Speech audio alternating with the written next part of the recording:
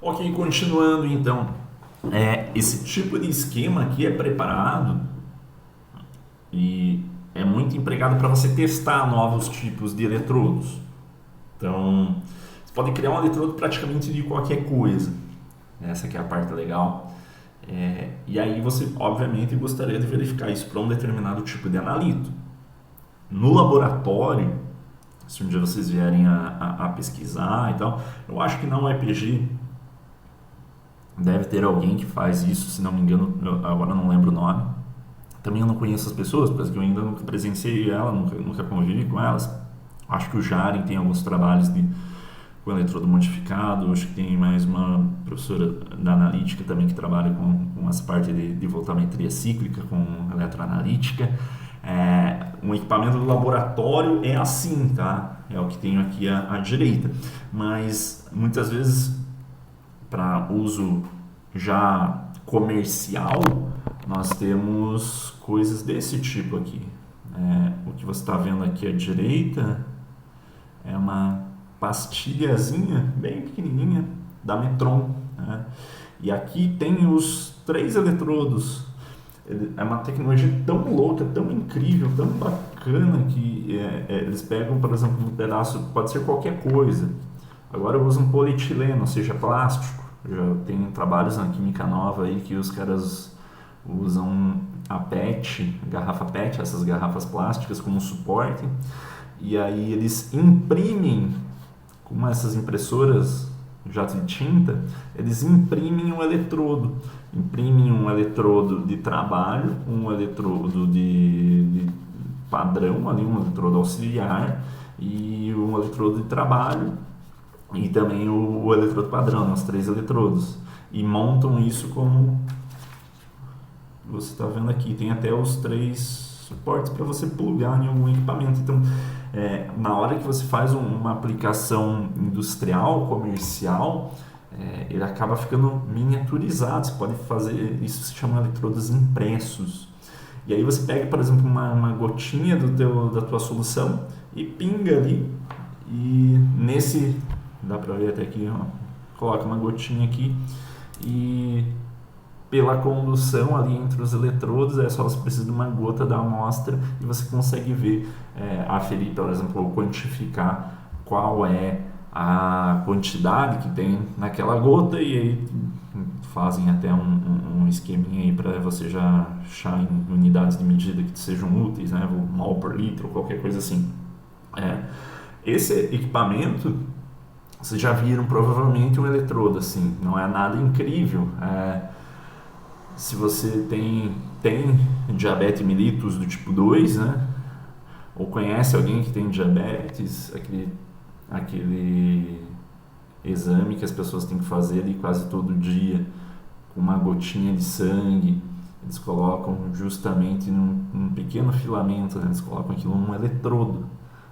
E aí tem um equipamento pequeno ali que já dá a quantidade de glicose no sangue, né? Se estiver lá acima de 100, você já está com um problemão, tem que injetar um pouquinho de insulina. Então, o que é aquilo? Um eletrodo que foi desenvolvido, desenhado especialmente para solução sangue, né? Então, que não vai tomar como válido quaisquer outros componentes do sangue, como a hemácia, a hemoglobina, os sais de potássio, de sódio, de fosfato, de qualquer coisa que tenha no sangue, e ele vai desconsiderar tudo isso. Ele foi construído para não reconhecer nenhum desses constituintes dessa solução, exceto a glicose. Então eu tenho um eletrodo seletivo para glicose. Quem disse que só precisa ser metal? Olha só que loucura. Então, Glaucio Regis, você está falando para nós que dá para fazer um eletrodo para qualquer molécula, não necessariamente um átomo de metal? Sim, dá para fazer para quase qualquer tipo de molécula. Seria interessante nós que conseguíssemos ter eletrodos para tudo, né? Seria, principalmente se for um eletrodo barato, se for prático, se for pequenininho, se não contaminar o meio ambiente. O problema do Aerovsky era que usava mercúrio, né? Embora aqui a gente precisa fazer, principalmente para vocês químicos, aí sempre vale esse tipo de pensamento e de raciocínio, né? Hoje em dia, aquele equipamento polarografia ali do Eirovsky, aquela célula que tem o eletrodo de mercúrio, a minha companheira ela trabalhou com isso no início, quando ela estava na expedição, não. Então ela se formou aí nos anos 2000. Então, naquela época ainda você conseguia publicar o artigo falando que você usou esse método com gota de mercúrio. Também chama de eletrodo de gota de mercúrio. Porque você só usa uma gotinha de mercúrio. E aí por que não pode mais? Porque mercúrio é tóxico, todo mundo sabe disso, né? Mercúrio em um ambiente estuarino, aí, num curso d'água, isso é um problemaço. Ninguém está dizendo que não. Mas, aí o que acontece? A comunidade internacional fala agora não pode mais publicar nada com mercúrio. Legal, mas o eletrodo de mercúrio ele era muito bom para quase todos os metais, porque todos os metais vão formar amálgama no mercúrio e ele dava sinais diferentes. Se eu tivesse numa solução, sei lá, chumbo, cádmio e vanádio, com aquele eletrodo ali de gota de mercúrio, eu conseguiria quantificar os 3 metais sem que um interferisse no outro. A gente já vai entender o porquê. Então era um elemento extremamente versátil. Eu poderia até fazer mais, mas eu acho que a grande parte eles pegavam 3 em 3.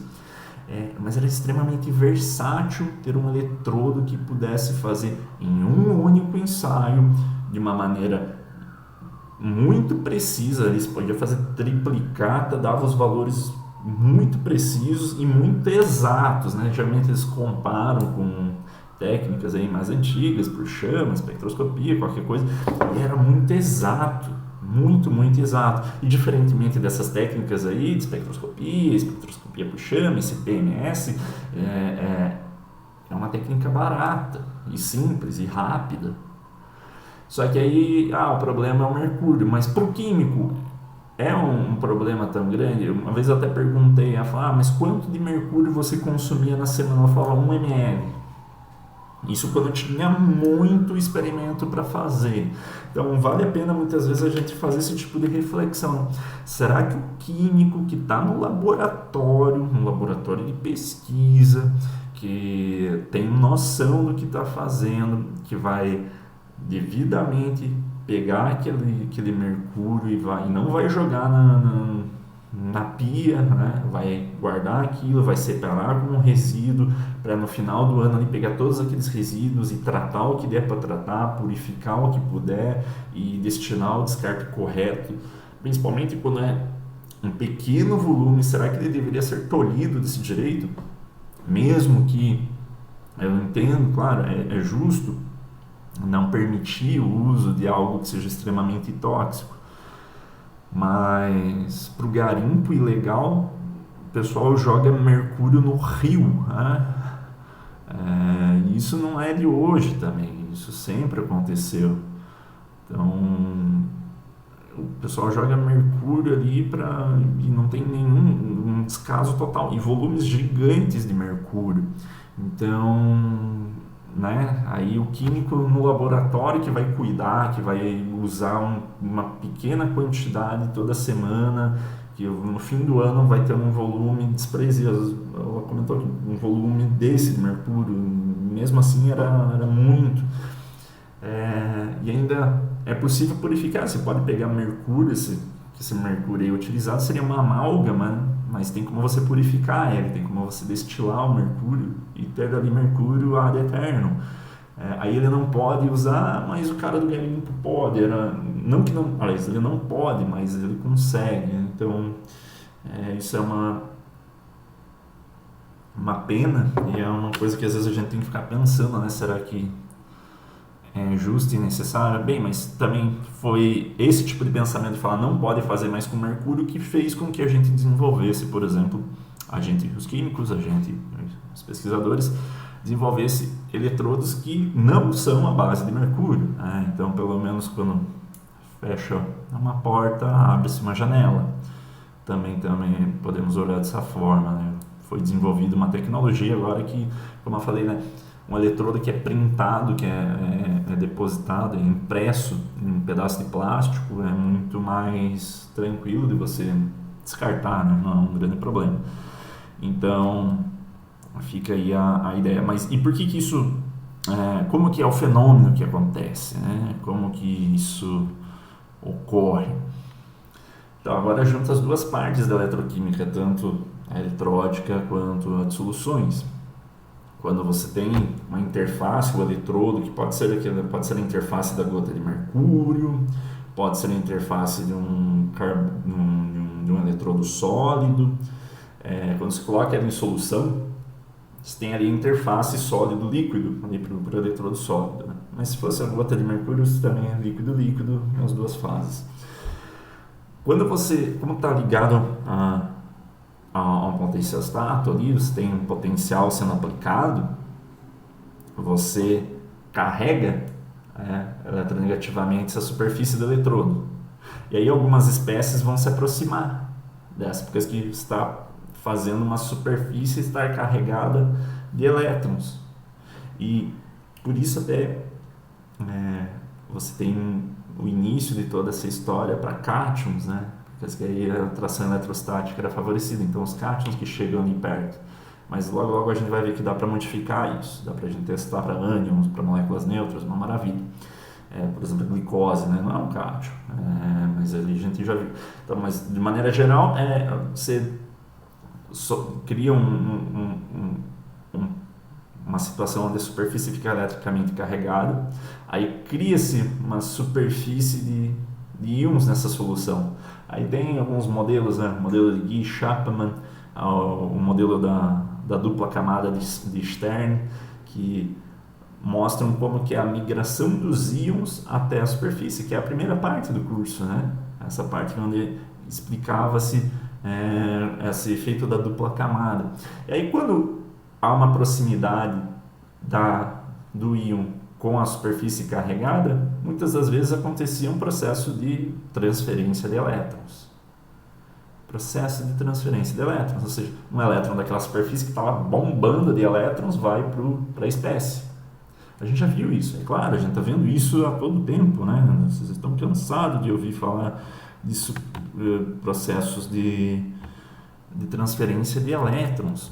Mas aqui eu preciso chamar a atenção para outras coisas. Essa questão de transferência de elétrons, pessoal, é uma das coisas mais incríveis que tem na química como um fenômeno.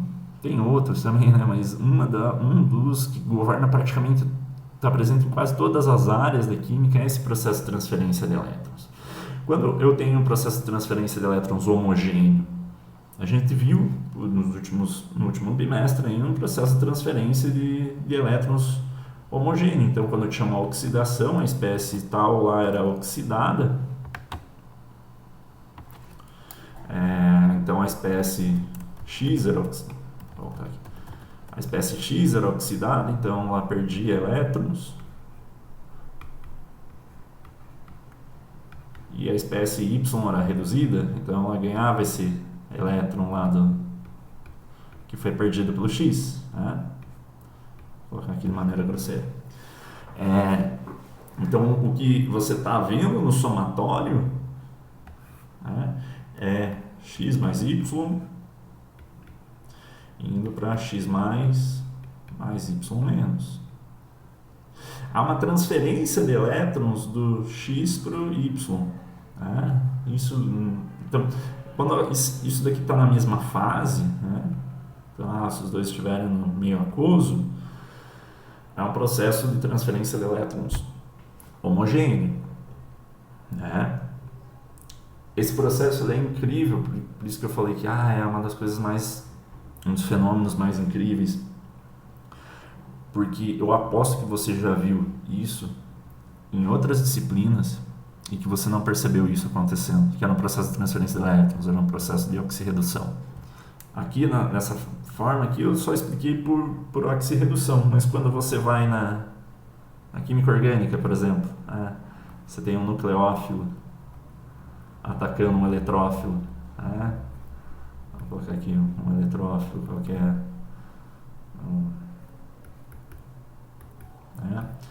Você tem o ataque nucleofílico acontecendo, você tem processo de transferência de elétrons. Quando você, então, um ataque nucleofílico, uma substituição nucleofílica de segunda ordem, aí, uma SN2, um processo de transferência de elétrons. Também homogêneo. Na bioquímica, então, todo mundo sempre fala disso, mas dá um outro nome. Há um processo de transferência de carga, aí o HOMO transfere um elétron para o LUMO. Já viram isso? Não sei se sim ou não. Geralmente tem uma molécula lá, daí a molécula tem qualquer tamanho, e aí a molécula tem um tamanho qualquer ali, como se fosse uma peça de um esquema, e ela interage no bolsão enzimático de uma enzima qualquer. E aí sempre usar o HOMO e o LUMO interagir. Não sei se vocês já ouviram falar isso, O que é o HOMO e o que é o LUMO? O HOMO é o orbital molecular, highest molecular orbital occupied, o orbital ocupado de maior energia. Quando você tem uma molécula qualquer, ela tem vários orbitais moleculares, e se eu fosse desenhar esses orbitais como um diagrama, eu poderia fazer coisas desse tipo, um orbital mais interno, até os orbitais, deslocalizados, também todos eles com 100% de ocupância. E aí, por exemplo, digamos lá que é uma molécula tal que tenha, vou colocar mais um orbital aqui para ficar fácil, esse seja o último orbital, uma molécula ou um átomo que tem 2, 4, 6, 8, 10, 12 elétrons. Então são 12 elétrons, e essa molécula ela tem os seus últimos elétrons num orbital do tipo sp2 lá, tal energia. Então o orbital ocupado de maior energia é esse último orbital aqui, o HOMO.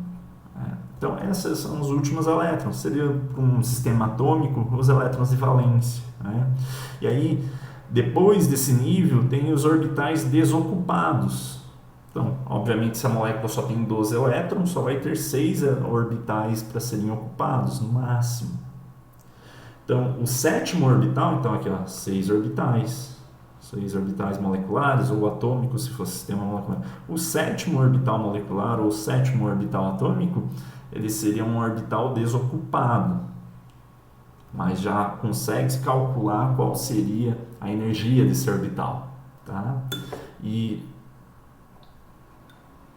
esse orbital molecular, quando ele está desocupado, é o que chamam de LUMO, Lowest Unoccupied Molecular Orbital, o orbital desocupado de menor energia.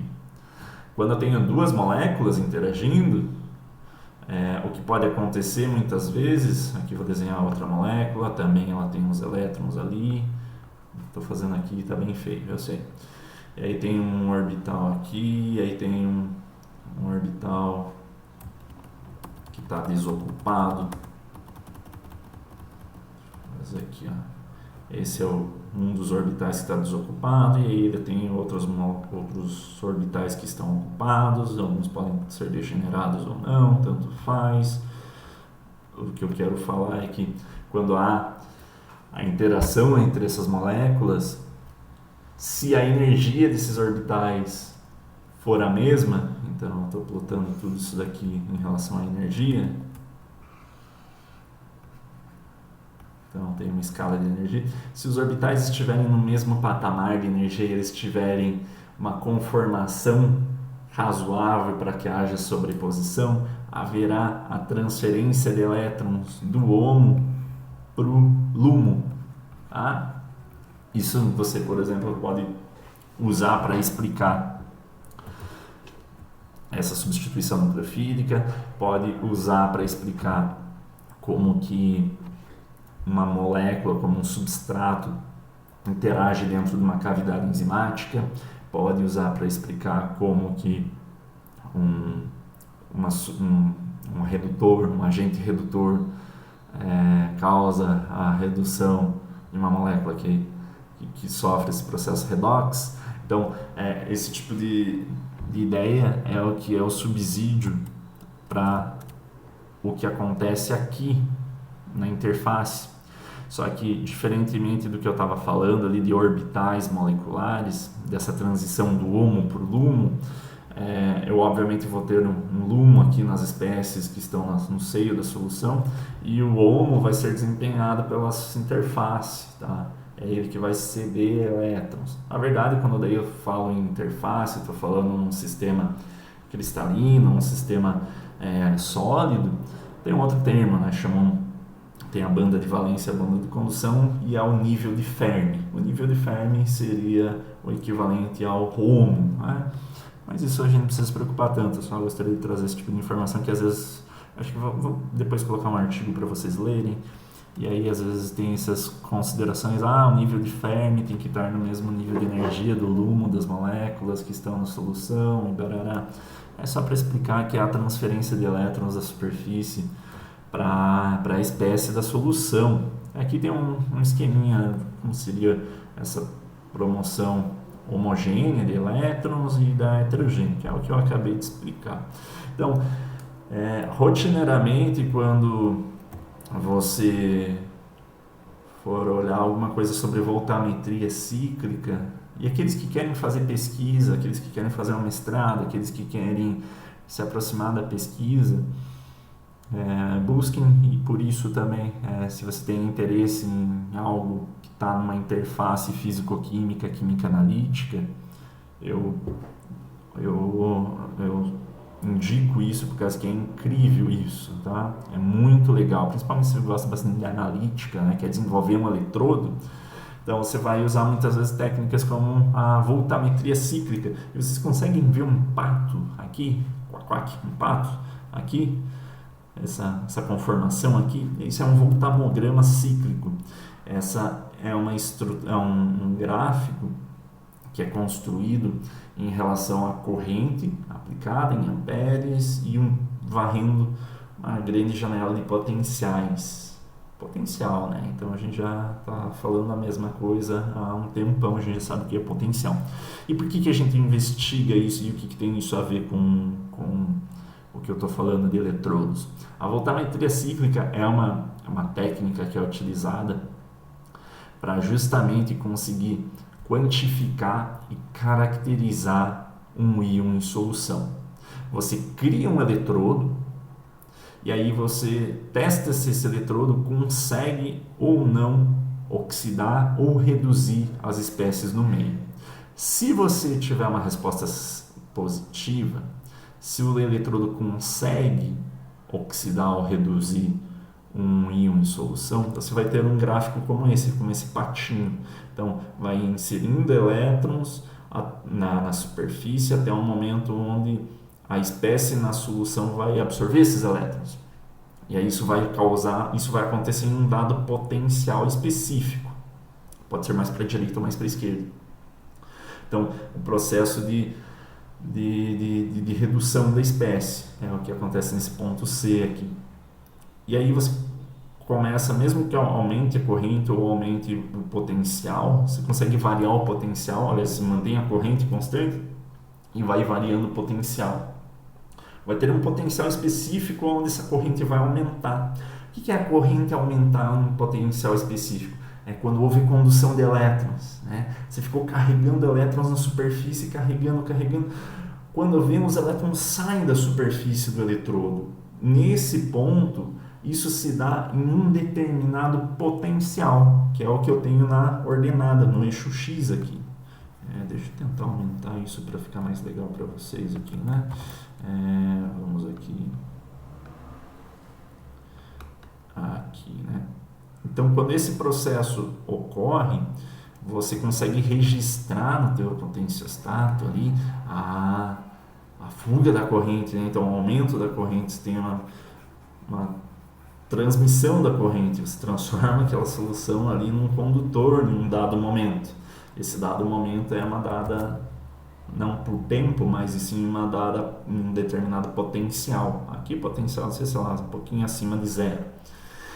E obviamente você pode fazer o inverso, né? Você pode fazer com que os elétrons podem mudar, né, a polaridade da tua célula, e aí o processo inverso vai acontecer. Então, se acontecer uma redução aqui, no sentido direto, vai acontecer no sentido inverso uma oxidação.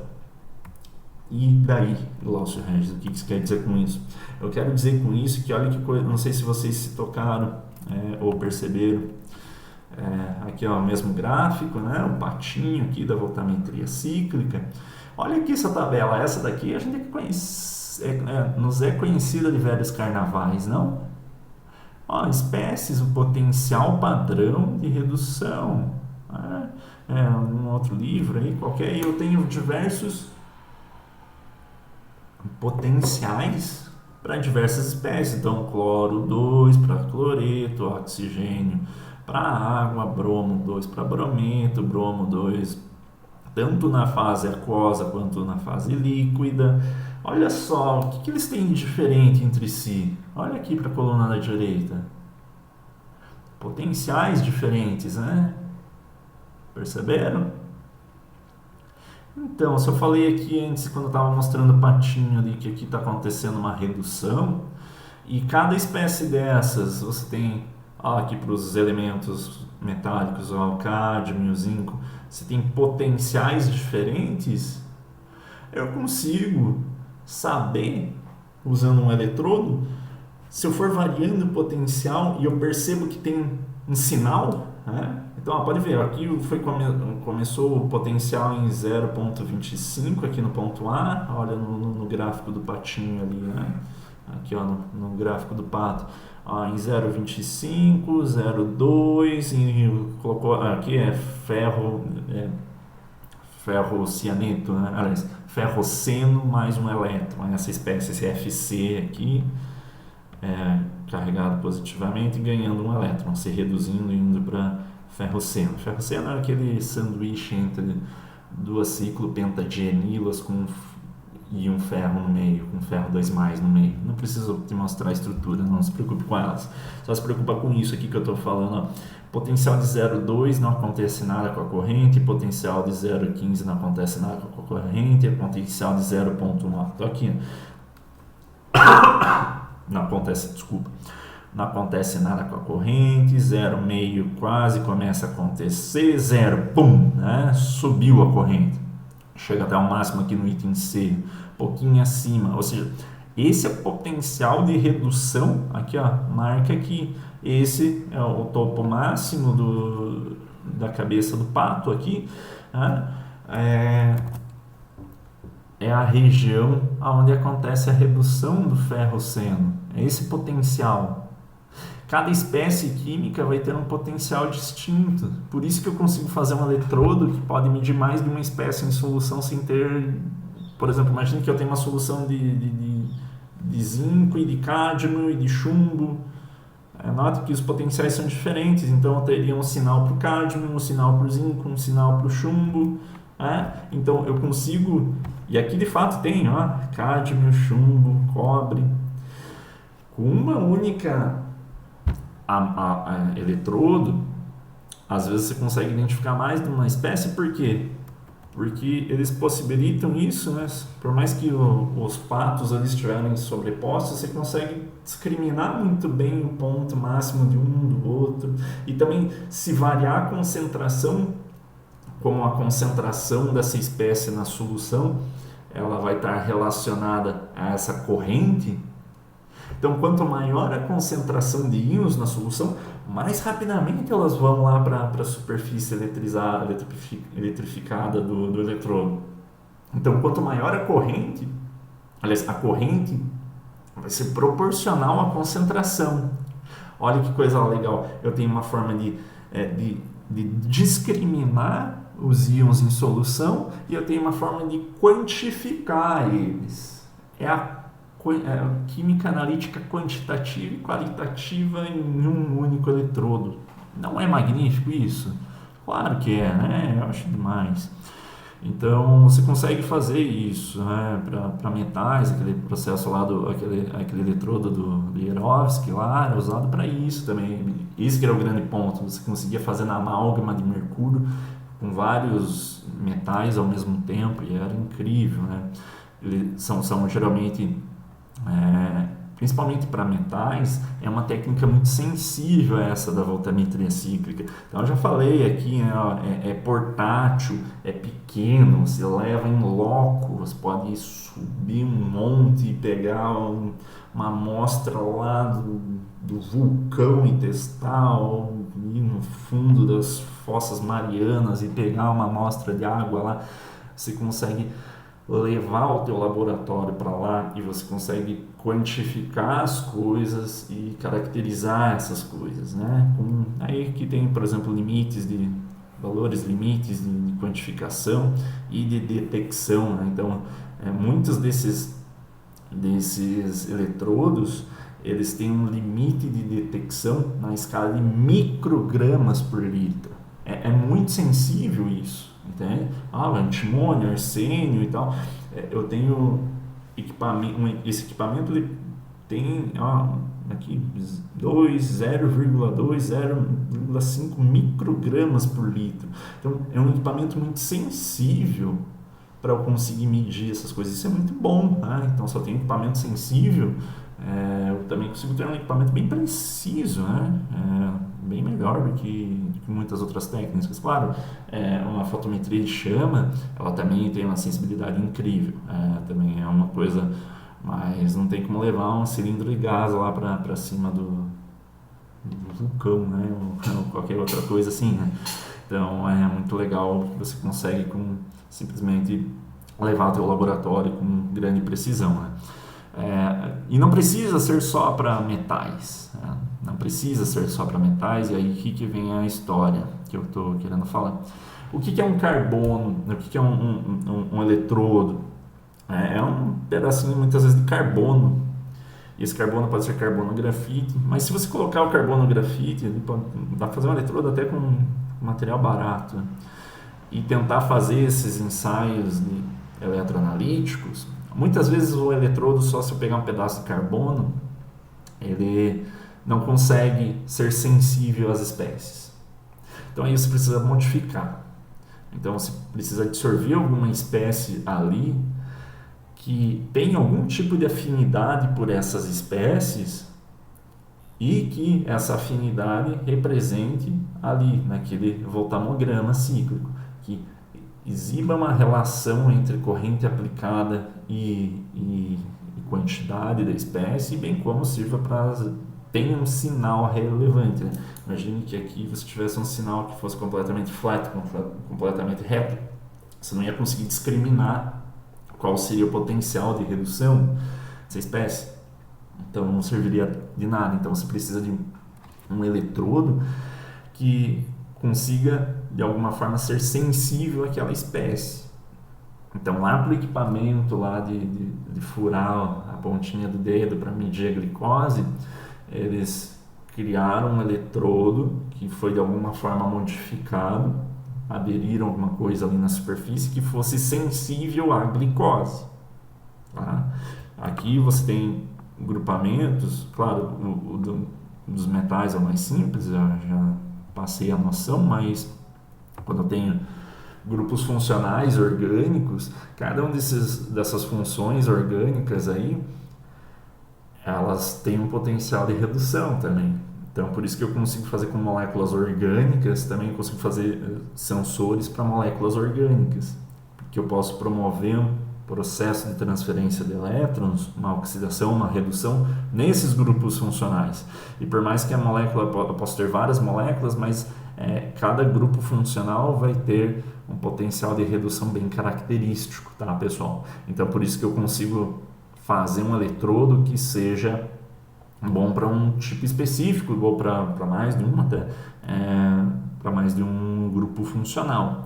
Então, isso aqui já existe, então, né, por exemplo, herbicidas, fungicidas, moléculas aí que vão ser POPs, né, poluentes orgânicos persistentes, geralmente são moléculas orgânicas, neutras, então que não vão ter afinidade para um eletrodo qualquer, por mais que se carregue muito ali a superfície de elétrons, ele não vai sentir muita afinidade, a não ser se você alterar alguma propriedade no eletrodo. E aí tem diversas formas de você fazer isso.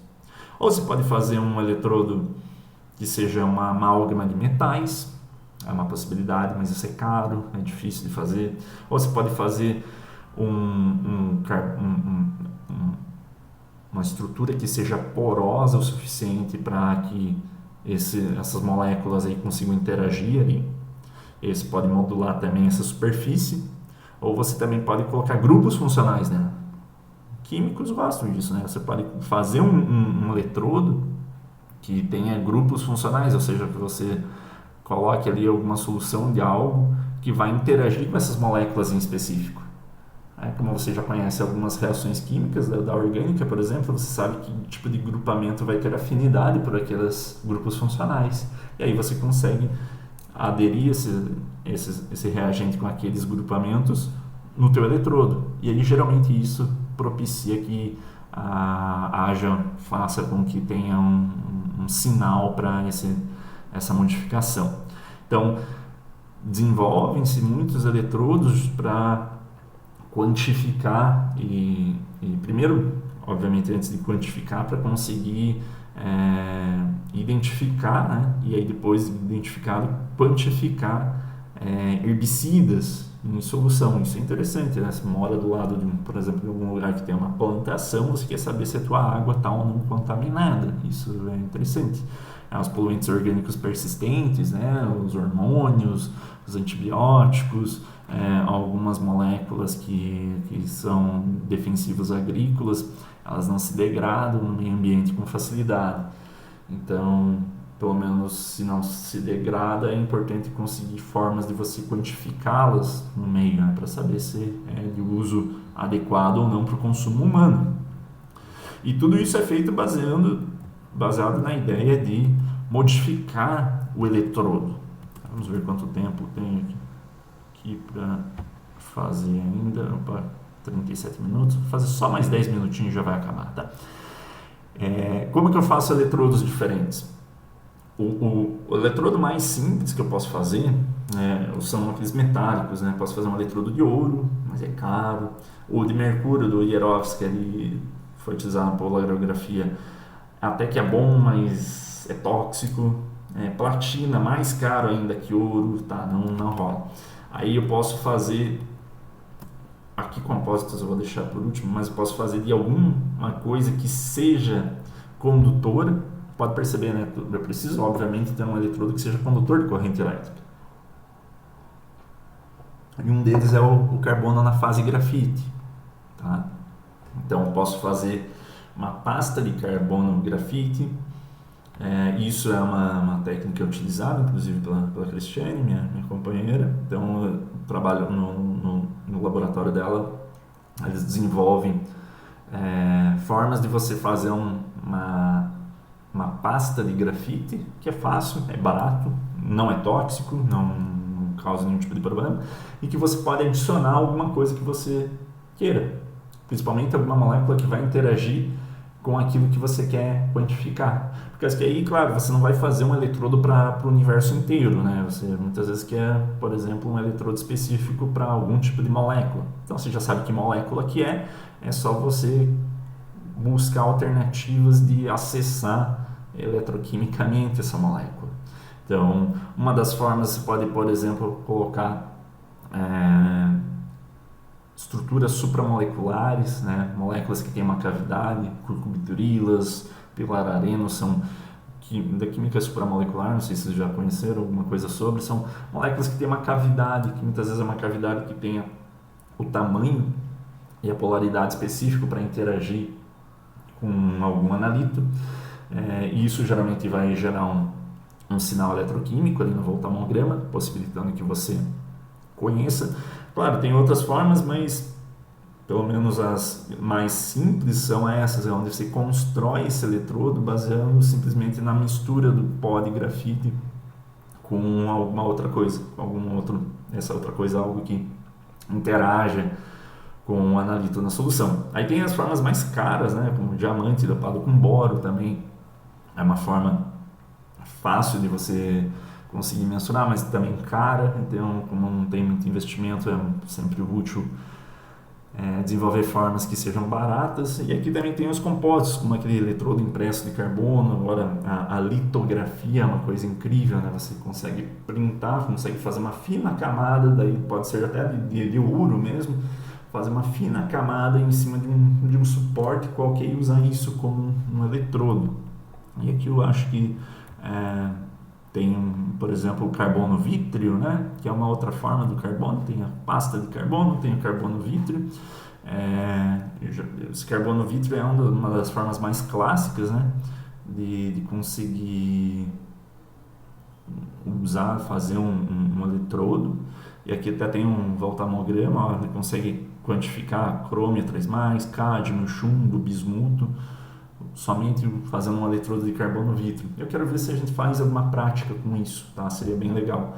A gente pode fazer uma solução, pode fazer uma solução mista ali de vários metais e conseguir mensurar isso. Seria bem legal essa prática. Então, essa é uma das formas aqui, um carbono vítreo. E também aqui temos aqui um trabalho até que eu participei, né? Eu trabalho mais na fisicoquímica, na teórica, onde a gente pegou uma superfície de carbono vítreo e conseguiu quantificar. Na verdade, sabiam que esse eletrodo servia para quantificar o flumeturon. O flumeturon é um herbicida utilizado, um defensivo agrícola, e há uma dificuldade muito grande em mensurar esse flumeturon. E também não se sabe como que o flumeturon absorve na superfície do carbono vítreo. Então eu fiz uma cooperação com o meu ex-orientador aí, a gente fez uns cálculos teóricos para explicar como que isso acontece, mas isso é da apresentação da Cristiane, então eu não vou ficar falando muito aqui. E aqui, por exemplo, tem alguns trabalhinhos, eu já quero encerrar, né, para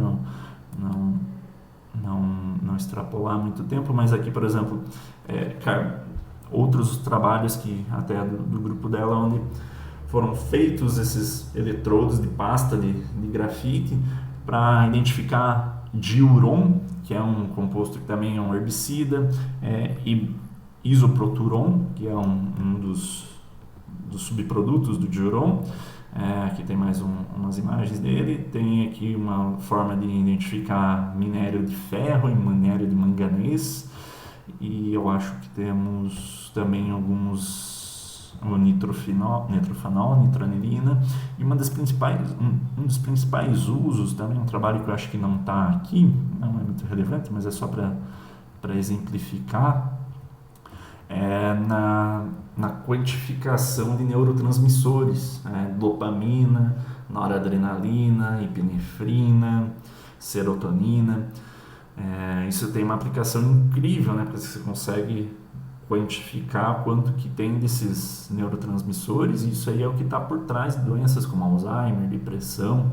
Então eles têm também um trabalho aqui, mas eu acho que não tem nenhuma capa de artigo aqui para mostrar isso, só está mais os agentes tóxicos, os herbicidas, mas também existe essa motivação, né? Desenvolver formas de quantificar neurotransmissores, né? E até para identificar às vezes neurotransmissores em próprias amostras orgânicas humanas, né? Então tem um apelo bem grande no desenvolvimento desse tipo de sensor para conseguir quantificar essas espécies e até para auxiliar o diagnóstico, né? Por exemplo, a depressão, apesar de ser uma doença, ela tem somente o diagnóstico clínico, depende do que a pessoa fala para o médico. Não há necessariamente uma forma de quantificar o desequilíbrio hormonal que existe no cérebro da pessoa. Embora saiba que existe, não tem uma imagem, não tem uma forma de um exame de sangue, não existe nada que possa caracterizar isso. Então, nesse sentido, está sendo desenvolvido esse tipo de eletrodo. Então, eu acho que era só isso mesmo, né? Eu espero que tenha sido proveitoso para vocês essa parte. Eu sei que não é mais um seminário, uma apresentação, uma palestra do que uma aula, mas era justamente mostrar para vocês como que aquilo que a gente viu na fisicoquímica ela é empregado em outras áreas e como que, se porventura às vezes você tem interesse, né, como que isso é utilizado, como que isso pode ser utilizado, e espero poder ter instigado vocês a pensar de uma outra forma daquilo que a gente viu durante as aulas, ver agora, né? Então espero que tenha sido proveitoso e qualquer dúvida vocês me escrevam, ok? Até a semana que vem, pessoal. Um grande abraço.